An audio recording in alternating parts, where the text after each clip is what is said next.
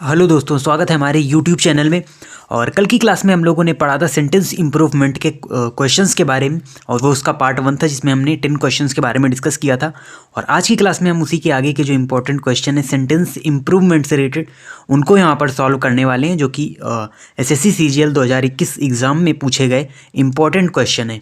और सबसे पहले बात करते हैं कल के क्वेश्चन के बारे में। जो कल का क्वेश्चन नंबर 9 था उसमें थोड़ी सी मिस्टेक हो गई थी बताने में। वहाँ पर हमने आपको कोई ऑप्शन नंबर 2 यहाँ पर सही आंसर बताया था, जो कि सही नहीं है, बल्कि यहाँ पर ऑप्शन नंबर 4 सही होगा। हमने डिस्क्रिप्शन में इसको डाला भी था कि वहाँ पर थोड़ी सी मिस्टेक बताने में हो गई थी, क्योंकि वर्ब की फर्स्ट फॉर्म के साथ ही हम टू का यूज करते हैं, ना कि वर्ब की थर्ड फॉर्म के साथ। तो इसको आप करेक्ट कर लीजिएगा।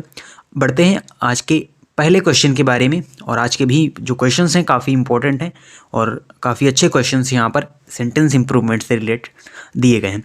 तो सबसे पहला क्वेश्चन है, the teacher advised the children to not went near the lake. तो हमने कल भी आपको बताया था, जो अंडरलाइन पार्ट होता है इसी को हमको यहाँ पर बदलना होता है। इसकी जगह सही यहाँ पर कभी कभी आपको रॉन्ग जो स्टेटमेंट है वो दिया जाता है सेंटेंस के अंदर, और आपको सही यहाँ पर जो फॉर्मेशन बनेगी उसको यहाँ पर चूज करना होता है ऑप्शंस के माध्यम से। तो देखिए यहाँ पर भी एक नरेशन के माध्यम से ही क्वेश्चन पूछा गया है, the teacher advised the children to not went near the lake.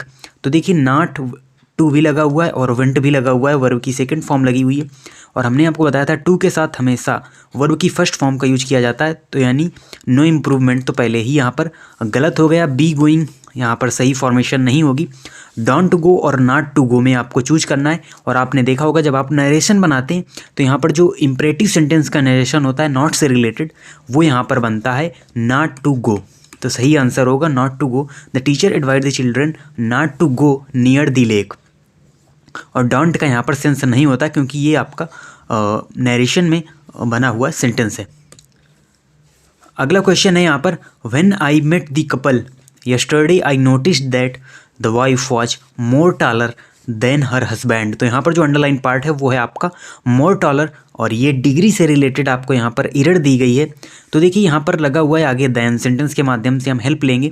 तो ये जो देन लगा हुआ है इसका मतलब है हमें सेंटेंस में कंपैरेटिव डिग्री चाहिए, यानी कंपैरेटिव डिग्री आनी चाहिए। लेकिन यहाँ पर मोर भी कंपैरेटिव डिग्री है और टॉलर भी कंपैरेटिव डिग्री है।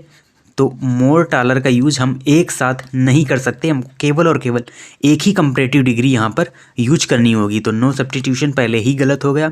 उसके बाद मच टाल का यहाँ पर कोई सेंटेंस बनता नहीं है। और जो मच टालेस्ट है तो टालेस्ट सुपरलेटिव डिग्री है और इसके पहले दा का यूज होता है, तो ये फॉर्मेशन भी गलत हो गई। सही आंसर होगा टॉलर, यानी हम मोर का यूज़ यहाँ पर नहीं करेंगे। केवल और केवल एक पहले ही हम ई आर उसमें लगा चुके हैं, तो मोर लगाने की कोई आवश्यकता नहीं है। बढ़ते हैं अगले क्वेश्चन की ओर। और अगला क्वेश्चन है, a need of an hour is to provide employment to the youth of the country. तो देखिए इस प्रकार के जो क्वेश्चन होते हैं जिनमें कोई भी ग्रामेटिकली एरर यहाँ पर आपको नहीं दी गई है, आप यहाँ पर ये कन्फ्यूजन ना हो कि यहाँ पर आर्टिकल से रिलेटेड एरर है और यहाँ पर हम आर्टिकल्स को बदल दें, तो ऐसा बिल्कुल भी नहीं है। इस प्रकार के क्वेश्चन थोड़ा सा जो ट्रिकी हैं वो यहाँ पर हो जाते हैं, थोड़ा सा टफ हो जाते हैं, क्योंकि ये आपसे ईडियम से रिलेटेड एरर दी हुई है। यानी यहाँ पर एक ईडियम दिया गया है और जब तक आपको ईडियम्स के बारे में पता नहीं होगा आप इस क्वेश्चन को सही नहीं कर सकते। तो एक एरर होता है यहाँ पर the need of the need, यानी the need of the hour. तो यहाँ पर देखिए a need of an hour लिखा हुआ है, बट जो ईडियम्स होता है वो आपका होता है the need of the hour. और इस ईडियम्स का मतलब होता है it's need be high priority, यानी इस चीज़ की हाई प्रायोरिटी है। जो नीड यहाँ पर बताई जा रही है वो उसकी जो प्रायोरिटी है वो हाई है। यानी पूरे सेंटेंस में भी आप देखेंगे तो सेंस भी आ रहा है कि जो फर्स्ट प्रायोरिटी होनी चाहिए to provide employment to the youth of the country, जो कंट्री का यूथ है उसको एम्प्लॉयमेंट प्रोवाइड करना हमारी सबसे ज़्यादा बड़ी प्राथमिकता होनी चाहिए। तो the need of the hour जो इडियम्स है उसका सेंस यही होता है। तो यहाँ पर सही आंसर होगा third number, the need of the hour, ना कि a need of an hour, क्योंकि ये इडियम्स होता है जिसका मतलब होता है सबसे ज़्यादा यानी हाई प्रायोरिटी की जो बात यहाँ पर कही जाती है इस इडियम्स के माध्यम से।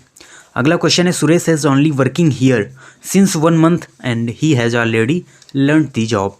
तो यहाँ पर देखिए सिंपल सी मिस्टेक दी हुई है, has only working here since 1 month. तो 1 मंथ देखिए एक निश्चित समय है और इसके साथ सिंस का यूज नहीं करके हम फॉर का यूज करेंगे, तो फॉर 1 मंथ यहाँ पर सही ऑप्शन होगा।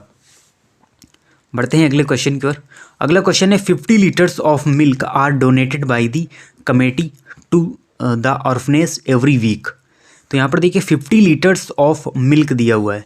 तो मिल्क जो वर्ड है ये हमारा basically uncountable noun singular word है, इसलिए यहाँ पर आर का यूज नहीं होगा। नो इम्प्रूवमेंट गलत, आर दिया हुआ है गलत, आर बीइंग दिया हुआ है गलत।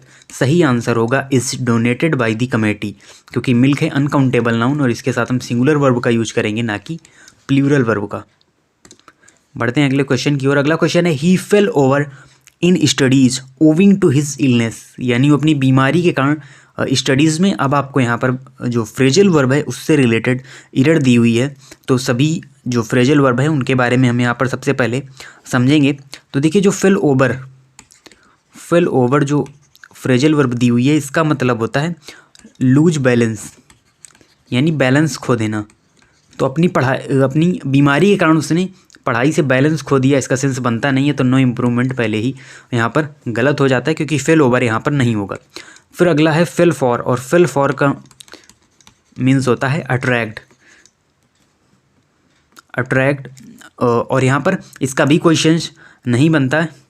और उसके अलावा फिर आता है फेल आउट, और फेल आउट का मीन्स होता है क्वेरल, यानी झगड़ा करना, तो इसका भी कोई सेंस नहीं है। फिर आता है फेल बिहाइंड, और फेल बिहाइंड मीन्स होता है पीछे रह जाना, तो ये यहाँ पर सही सेंस देता है। फेल बिहाइंड यहाँ पर सही आंसर होगा, क्योंकि अपनी बीमारी के कारण वो स्टडीज़ में पीछे रह गया, तो यहाँ पर फेल बिहाइंड सही आंसर होगा।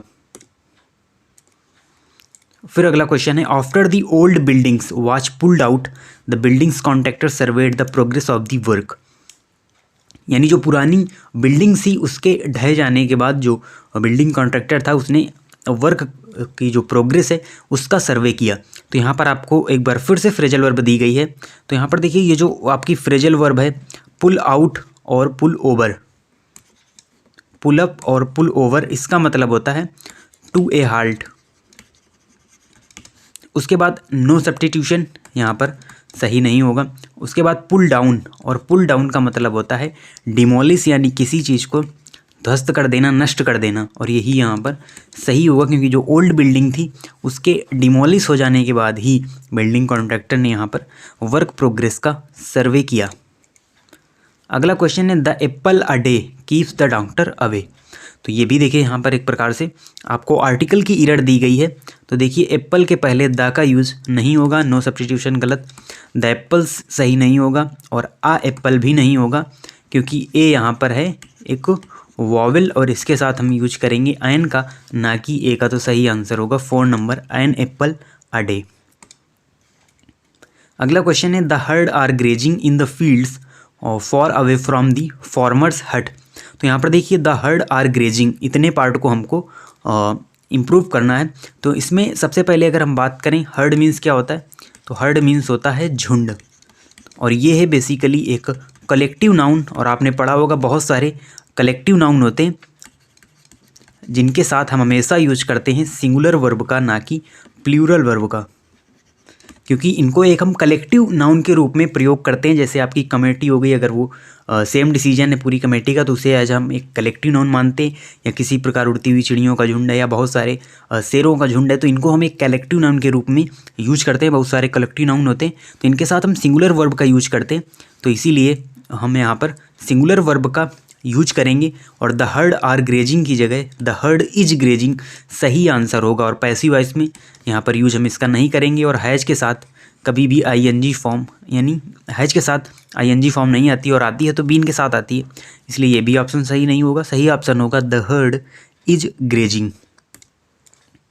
अगला क्वेश्चन है the shopkeeper would have find her if he come to know that she damage the toy on exhibit. तो देखिए जब हमने आपको इरर्स के क्वेश्चन कराए थे तो वहाँ पर हमने बताया था आपको अगर सेंटेंस पास्ट में दिया हुआ है तो पूरा सेंटेंस ही पास्ट में होगा, ये हमने आपको वहाँ पर बताया था। तो देखिए यहाँ पर दिया हुआ है would have plus third form, तो वुड हैव प्लस V3 दी हुई है, और हमने आपको बताया था वहाँ पर ये फॉलो करता है किसको, हैड को। तो यानी दूसरा जो पार्ट है इफ़ वाला जो पार्ट है उसमें हैड के साथ हम इसे इम्प्रूवमेंट करेंगे। तो देखिए चारों ऑप्शन में अगर हम देखें तो यहाँ पर हैड किसी ऑप्शन में नहीं दिया हुआ है, तो फिर यहाँ पर हम पास्ट वाले जो आंसर है उनको हम प्राथमिकता देंगे, यानी जो आंसर है वो पास्ट में ही होना चाहिए, क्योंकि would have V3 already past में हमको दिया हुआ है। और यहाँ पर ही कम टू नो ये यहाँ पर पास्ट में नहीं दिया हुआ है तो ये पहले ही गलत हो गया। कम्स टू न्यू यहाँ पर सही आंसर नहीं होगा। और he came to know, he came to knew, और ये भी आपका गलत हो जाएगा क्योंकि ही केम पहले ही वर्ब की सेकंड फॉर्म ने लगा दी, तो टू के साथ हम हमेशा यूज करते हैं वर्ब की फर्स्ट फॉर्म का, तो ये भी सही नहीं होगा। सही आंसर होगा he came to know. He came to know सही आंसर होगा, यानी वर्ब की सेकंड फॉर्म का यूज कर दिया हमने, तो यहाँ पर पूरा सेंटेंस हमारा पास्ट में हो जाएगा। अगला क्वेश्चन है if you are not able to go out did not worry. तो देखिए अगर आप एबल नहीं है बाहर जाने में तो आप चिंता ना करें, डिड नॉट वरी। देखिए यहाँ पर ये जो सेंटेंस दिया हुआ है ये आपका प्रेजेंट में है, आर नॉट एबल टू यानी प्रेजेंट में सेंटेंस दिया हुआ है, और दूसरे पार्ट में ये पास्ट की क्रिया लगी हुई है आपकी डिड नॉट, तो इसको हम यहाँ पर डिड नॉट का यूज नहीं करेंगे, यहाँ पर हम यूज करेंगे don't worry, do not worry का यूज यहाँ पर हम करेंगे। डोंट वरीड भी सही आंसर नहीं होगा क्योंकि ये पैसिव में हो जाएगा, और पैसिव में भी ये फॉर्मेशन नहीं बनती है डू नॉट वरीड, और वरिंग नॉट भी सही आंसर नहीं होगा। अगला क्वेश्चन है the warden punished the students who wallets the rules of the hostel. तो यहाँ पर भी देखिए वही सेम फॉर्मेशन आती है जो हमने आपको इरर में बताई थी, पास्ट ऑलवेज फॉलो पास्ट। तो देखिए यहाँ पर पनिश्ड यानी वर्ब की सेकंड फॉर्म दी हुई है, ये है पास्ट में, तो पूरा सेंटेंस पास्ट में बनेगा, और ईएस आ गया जो कि प्रेजेंट है, तो नो सब्स्टिट्यूशन पहले ही गलत। और हु इज़ वॉलेटिंग प्रेजेंट का यूज करेंगे ही हम नहीं, who are wallet present use होगा ही नहीं, और हु वॉलेटेड ये सही आंसर होगा क्योंकि यहाँ पर भी वर्ब की सेकंड फॉर्म आ गई, और ये होगा आपका पास्ट में, और पास्ट ऑलवेज फॉलो पास्ट। तो ये हमारे आज के इंपॉर्टेंट क्वेश्चन थे, 12 क्वेश्चन थे, और कल वाले क्वेश्चन के बारे में भी आपको याद रखना है जो थोड़ी सी एरर हो गई थी।